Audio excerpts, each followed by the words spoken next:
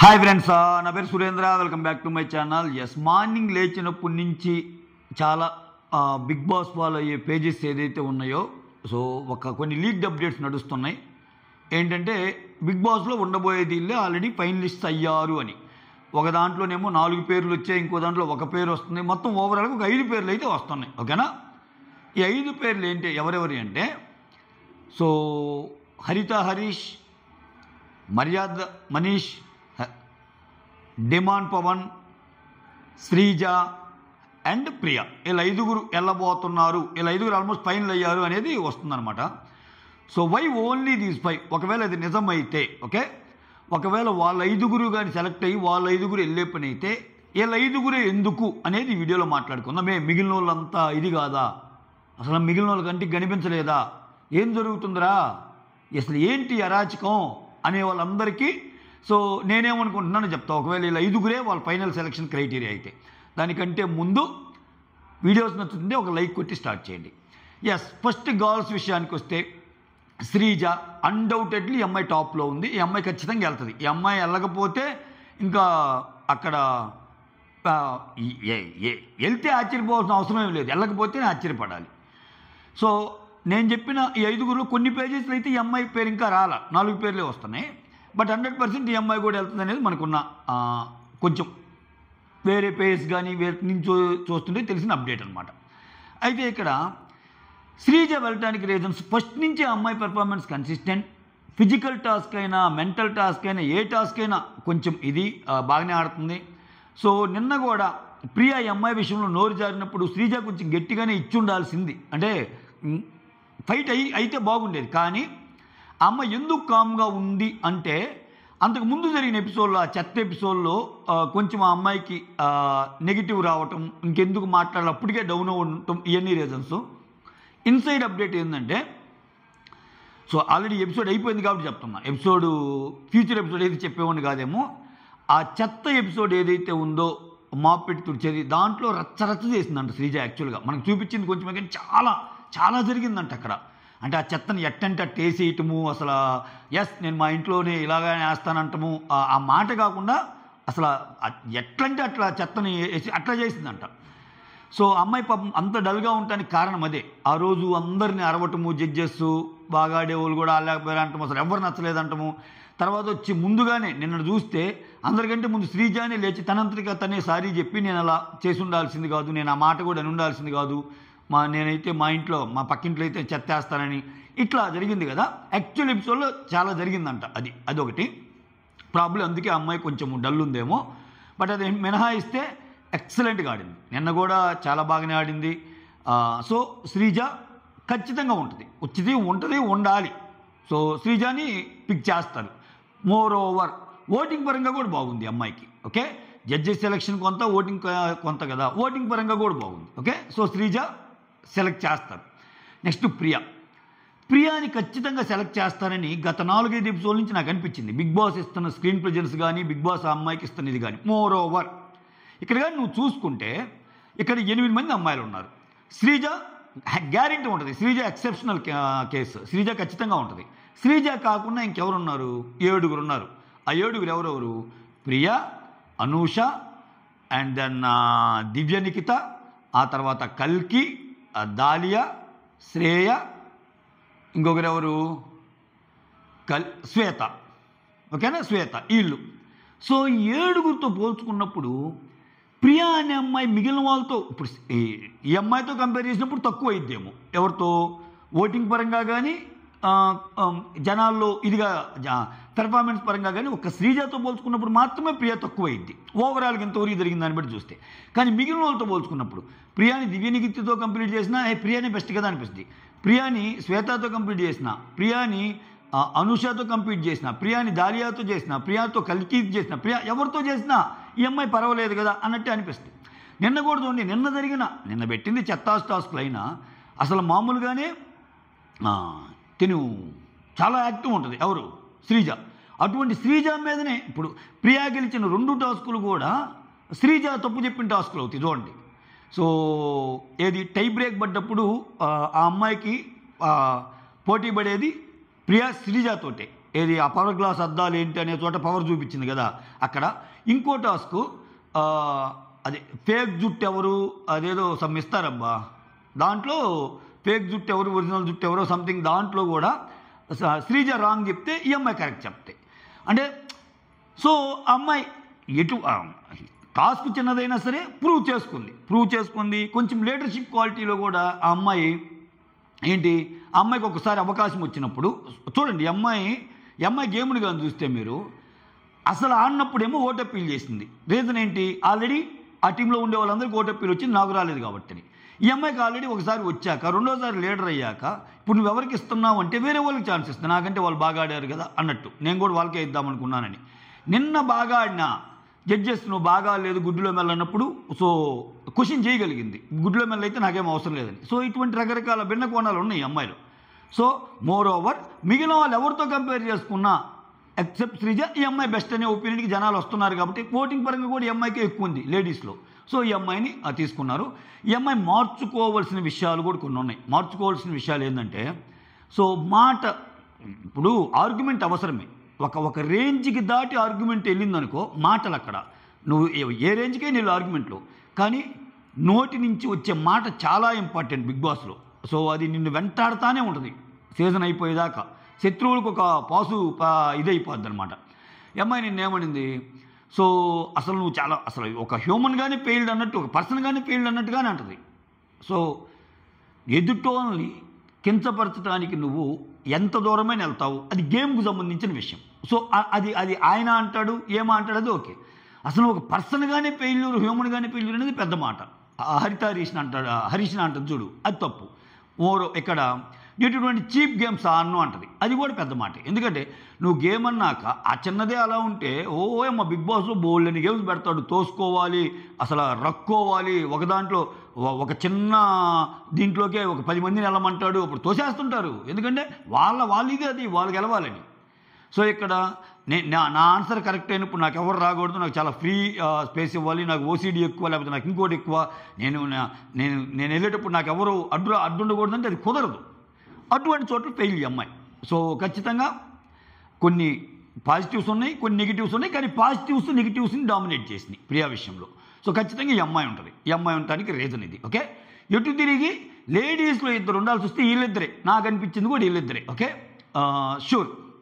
ఇంకా దివ్య నిఖిత అని అనూష అని మిగిలిన వాళ్ళు పెడితే కొంచెం మనకు అనుమానం రావాలి, ఎందుకంటే ఒక రీజన్ ఉండాలి వాళ్ళు పెట్ట వెనకాల. ఇప్పుడు చూడండి, నేను దివ్య నిఖిత 3 సార్లు వెళ్తే 3 సార్లు ఏం ఆన్సర్ చేయాలి అమ్మాయి, కనీసం అక్కడ లాస్ట్లో నిలబెట్టిన వాళ్ళతో కానీ క్వశ్చన్ చేయటం కానీ వర్స్ట్ పెర్ఫార్మర్ కానీ అయ్యేవి లేవు. ఆ దాలియాకి ఇచ్చేసారు, ఎందుకంటే ఇంకా దాలియా ఎలాగూ ఉండదని. ఓకే, సో ఇది ఇనీషియల్ 5 అండోయ్. ఈసారి చాలా రిక్వెస్ట్లు ఎలా పోతున్నాయి బిగ్ బాస్ టీమ్కి, ఎందుకంటే 5 అయితే కుదరదు, వీళ్ళల్లో చాలా బాగా ఆడే వాళ్ళు ఉన్నారు అని అనిపించినప్పుడు so Bigg Boss wild card entries గాను లేకపోతే ఇంకొకరు గాను ఇప్పుడు తీసుకునే వాళ్ళు కూడా తీసుకునే ఛాన్స్ ఉంటుంది. సో ఆ విషయం తర్వాత మాట్లాడుకుందాం, ఎందుకంటే అంత ఎక్కువ మంది ఉన్నారు. రైట్, వీళ్ళిద్దరు అయిపోయాక ఇంకా జెంట్స్ విషయానికి వద్దాం. జెంట్స్ విషయంలో హరీష్ 100% ఇతను ఉంటాడు.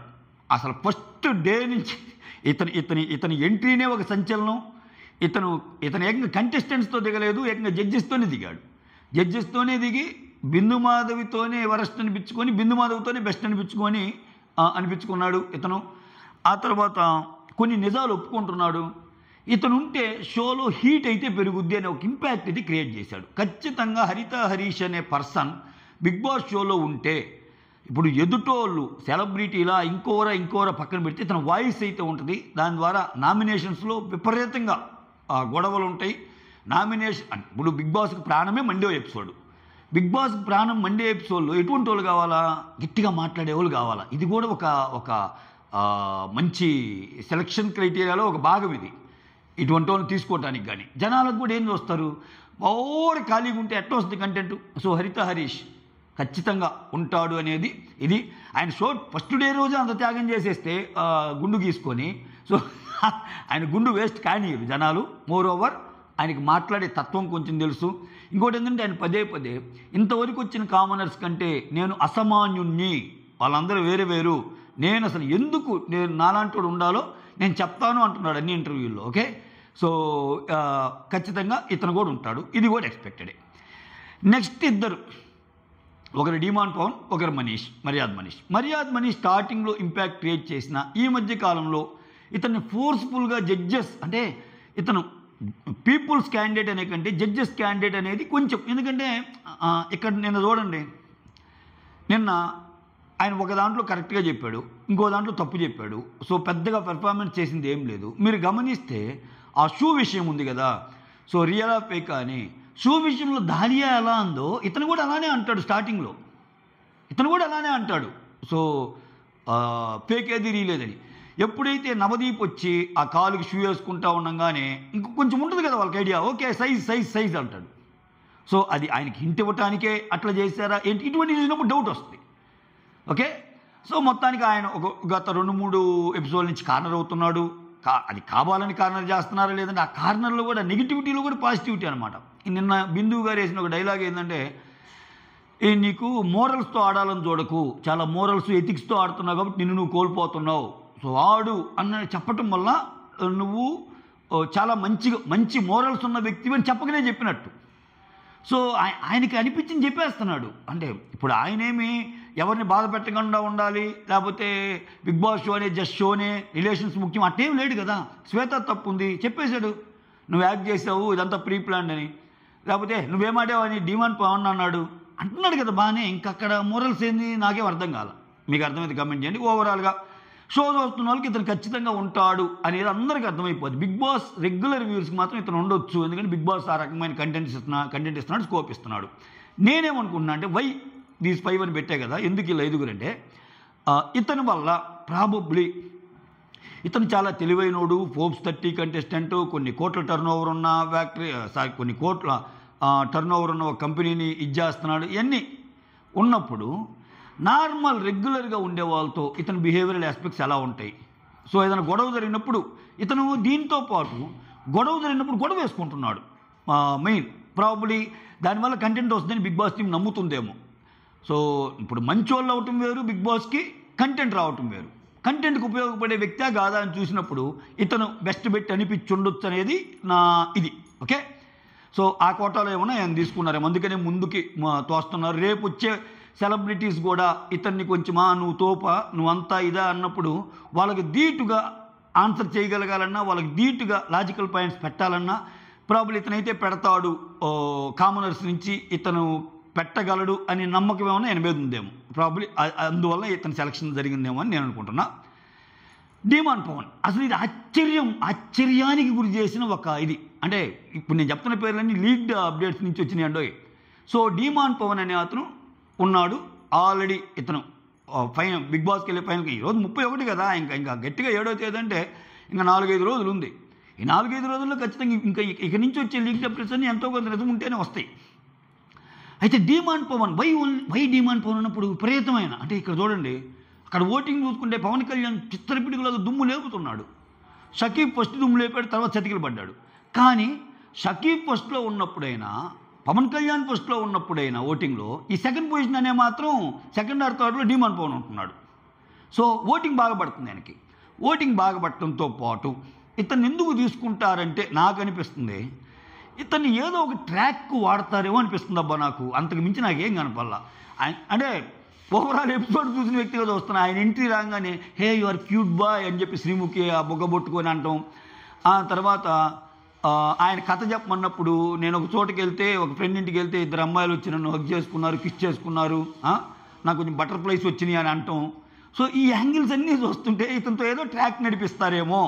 ఆ వచ్చే సెలబ్రిటీస్తో ఎవరితోనే నడిపిస్తారా, ఈ కామన్ మ్యాన్లో వాళ్ళతో ఎవరితో నడిపిస్తారు, ఏదో మొత్తానికి ఇతని లవ్ ట్రాక్కి ఉపయోగపడే కంటెంట్ ఇతరులు. మీకు తెలిసింది ఇది కొత్త కాదు. Big boss is all about కొన్ని ఉంటాయి వాళ్ళకి. ఓకే, నామినేషన్స్ మండే ఎపిసోడ్కి ఎవరెవరు కావాలరా మనకి. సో మండే ఎపిసోడ్ తర్వాత టాస్క్లు ఆడే ఎపిసోడ్లు ఎవరెవరు కావాలరా, ఫిజికల్గా ఫిట్నెస్ ఉండేవాళ్ళు. ఆ తర్వాత మరీ బోర్గా ఉన్నప్పుడు ఈ లవ్ బీజియం లేసి వీటికి కావాల్సిన గ్యాంగ్ ఒకటి ఉంటుంది, వాళ్ళకి ఎవరు కావాలా, ఇట్లా ఉంటుంది. వాళ్ళకి ప్రతి దాంట్లో సెలక్షన్ క్రైటీరియా ఉంటుంది. మనం ఏంటంటే అతను తక్కువ ఉన్నాడు కదా, ఇతను మించి పవన్ కళ్యాణ్కి ఏం తక్కువయా, ఇతను మించి షకీబ్కి ఏం తక్కువయా అని మనం అనుకుంటాం. వాళ్ళు అనుకోవాలిగా బీబీ టీం.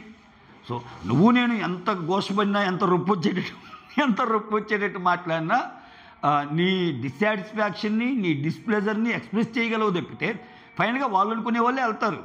వాళ్ళు అనుకునే బిగ్ బాస్ టీం అనుకునే వాళ్ళే వెళ్తారు. నీకు ఇష్టం ఉన్నా లేకపోయినా రేపు వాళ్ళ గురించే నువ్వు రివ్యూ చేయాలా, నువ్వు వాళ్ళ గురించే చూడాలా, ఎయిదర్ మీరు కానీ నేను కానీ. సో ఇక్కడ పవన్ కళ్యాణ్ అనే పర్సన్ యాక్చువల్గా పవన్ కంటే ఎక్కువ ఓట్లు వస్తున్నాయి. సో ఆయన మిలిటరీకి కంటే ఆయనకి ఈ ఫీల్డ్ చాలా ఇష్టము. సో నేను దీనికి వచ్చిందే అందుకు. ఒకవేళ ఇది ఫెయిల్ అయిందంటే నేను మళ్ళీ మిలిటరీకి వెళ్తానని చెప్పాడు. కానీ నాకు ఎందుకో మిలిటరీ పవన్ కళ్యాణ్ తీసుకుంటారేమో అనిపిస్తుంది. ఆయన పేరు ఇప్పుడు లేదు కానీ 5 కంటే ఇంకా ఎక్కువ ఉన్నారు కదా, ఎందుకంటే ఇతను ఓటింగ్లో బాగుంటున్నాడు. 5 కంటే ఎక్కువ తీసుకుంటే ఫస్ట్ తీసుకునే కంటెస్టెంట్ ఇతనే. అసలు ఫస్ట్ ఆఫ్ ఆల్ ఇతను 5లోనే ఉండాలి, ఎందుకంటే ఓటింగ్ పరంగా ఇతను టాప్ కదా. ఓటింగ్ పరంగా పవన్ కళ్యాణ్, శ్రీజ ఉన్నారు. శ్రీజ ఆల్రెడీ ఉంది కాబట్టి పవన్ కళ్యాణ్ ఉండాలి. పవన్ కళ్యాణ్ని మించిన ఫ్యాక్టర్ డిమాండ్ పవన్లో ఏముంది? నేను చెప్పిన ఈ పులిహార యాంగిల్ ఏదన్నా ట్రై చేపిస్తున్నారేమో, ఒక చాక్లెట్ బాయ్ లాగా ఒక మంచి బీజిఎం సాంగ్స్ వేసి మంచి వాలు కనులదానా అని ఏమన్నా పాటలు పెట్టి ఇతనితో పాడి ఇతనితో ఇది చేస్తారేమో, దానికోసం అతను ఉన్నారేమో అన్నట్టు అనిపిస్తుంది. షకీబ్ పెద్దగా మాట్లాడటంలా పెద్దగా ఏమి ఇది లేదు. సో షకీబ్ కూడా పెద్దగా ఫస్ట్లో ఇనీషియల్గా ఏదో జాలిపడి ఆయనకి అంత బజ్జు వచ్చింది, కానీ తర్వాత ఏం లేదు. ఓటింగ్ మళ్ళీ బాగానే ఉంది. సో ఇదబ్బా, మీరేమనుకున్నారో కమెంట్ చేయండి. మొత్తానికి 5 అయితే రేపు వెళ్ళబోయే ఫైనల్ కంటెస్టెంట్స్ అని సోషల్ మీడియా కథనాలు మగ్గం లేచినాయి ఈరోజు ఉదయాన్ని నుంచి.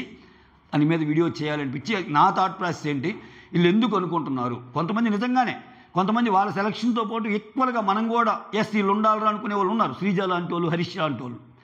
కొంతమంది వాళ్ళ కేటగిరీలో ఉన్న వాళ్ళు ఉన్నారు, వీళ్ళని ఎందుకు పెడుతున్నారేమో అని. సో ఎవరిని ఎందుకు పెడుతున్నారు అనేది విశ్లేషించే ప్రయత్నం జరిగింది ఈ వీడియోలో.